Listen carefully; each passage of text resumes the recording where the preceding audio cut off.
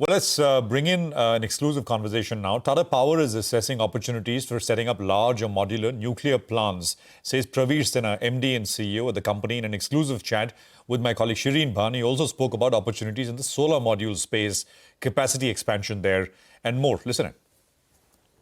We've just seen the US impose tariffs to the tune of 3,500% on Southeast Asian countries when we talk about solar equipment. Now, does that open up an opportunity for a company like yours? Well, it does open up opportunities for us, especially in terms of supplying these modules to not only US but also to many countries globally. And that's an area that we are very seriously looking at, that how do we not only meet the requirements of solar modules in our country, but also export it and cater to the requirement of some of the other countries. How much capacity would you have available at this point in time, which could be used for exports if that were to be the case? Well, we today have a manufacturing facility of nearly 4.9 gigawatt.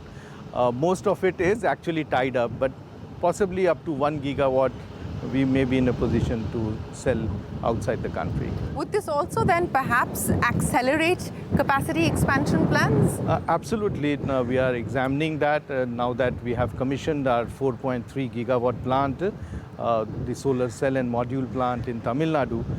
We strongly believe that we have a capability to execute projects very fast and ramp them to full production. So we are definitely examining such opportunities. And based on how the market conditions are there and how some of the things that will evolve globally, we'll take a call on adding capacity. And do you believe that this call is likely to be taken sooner? Are we talking a few weeks, a few months? Maybe in few months. In a few months. Well, again, speaking about the opportunities that you are considering at this point in time, and you brought up the issue of nuclear power, and that's a move that India has now decided to further. In fact, the budget, the finance minister made the announcement of amending the liability clause, and there seems now to be a concerted attempt by the government to move down that path. What does it mean for Tata Power, and what does it also mean for India? I think in the energy transition, one of the gaps that we had was we need to have a very efficient base load generation, and nuclear fulfills that requirement. Government has very timely taken a decision that they will open up for private sector, and the government plan is that we will have at least 100 units of SMRs by 2047, which I think is a right move and a correct move given the huge growth of power that is there in the country. The important thing is that this will also bring the best technology which is available globally, as also Indian technology. We have the Bharat small modular reactor, and that is something that we can start with and then get some of the newer technologies from other parts of the world. And for Tata Power, this is an opportunity that we are looking at. We are identifying places, locations in the country where it is safe to put such large or modular nuclear reactors. And I think we'll play a very important role in the whole opening up of the nuclear reactors in the country. And I think you will find that going forward, we'll set a few plans. Well, you've made it very clear that you do intend to get into this space and set up a few plants. Of course, the legislative action will take its own course, but how ready and prepared are you at this point in time to move forward on these plans? You said that the process of identification has begun. So realistically, what are we talking about in terms of timelines? As and when the legislation, of course, gets through. So typically, it takes about 2 years to get the land and get the necessary approvals, permits from various government bodies, statutory authorities. So we are looking that maybe 2 years hence, we would be in a position to start work on construction. Typically, these type of projects take 4 to 5 years for construction. And we do expect that we will be in a position to be ready with the plant sometime in early part of 2030s. sometime in the early part of 2030s. But, again, for the benefit of all of our viewers who are watching, what does it take to set up an SMR? You were talking about technology, you were talking about indigenous technology as well.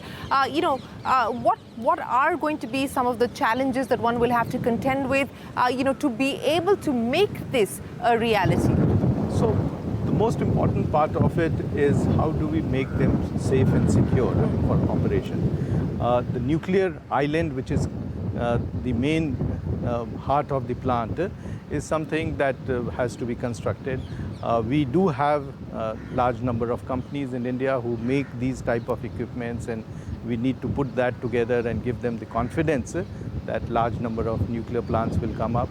So to that extent, we need to get them organized to cater to the requirement of the private sector. The second is the power island, which is like the normal turbine, and those are very well known, and the balance of the plant. So I don't think there would be really a great challenge if we have a good technology partner. In India, we have the Nuclear Power Corporation, which has the right technology and also the competence to support in setting up these type of plants. But globally also there are large number of companies. Westinghouse? Yeah, absolutely. And then there are the French companies, and are you in talks with anyone at this point in time? Well, yeah, we keep on discussing with them because technology is something which is evolving very fast, and it's very important to keep ourselves abreast with what's happening globally. So we are very excited about the opportunity. This is a new way in which we can produce clean power, and I think we will have large number of them, not only setting up these type of plants in remote locations, but also in locations where we have the load, and we will be in a position to set up and operate in a very, very safe manner. What would the Capex be for an SMR typically?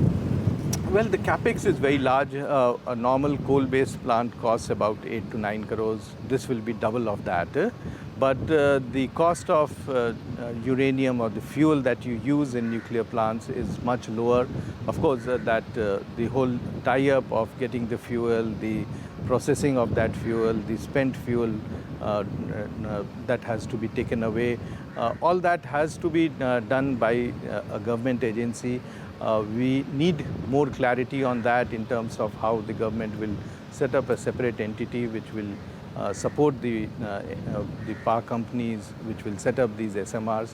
So I think there's a whole lot of work that needs to be done, but I personally feel that the cost of power from nuclear will be as competitive as the cost of any other firm power that comes, whether it is from brown coal or it is from any other way that we produce 24/7 power.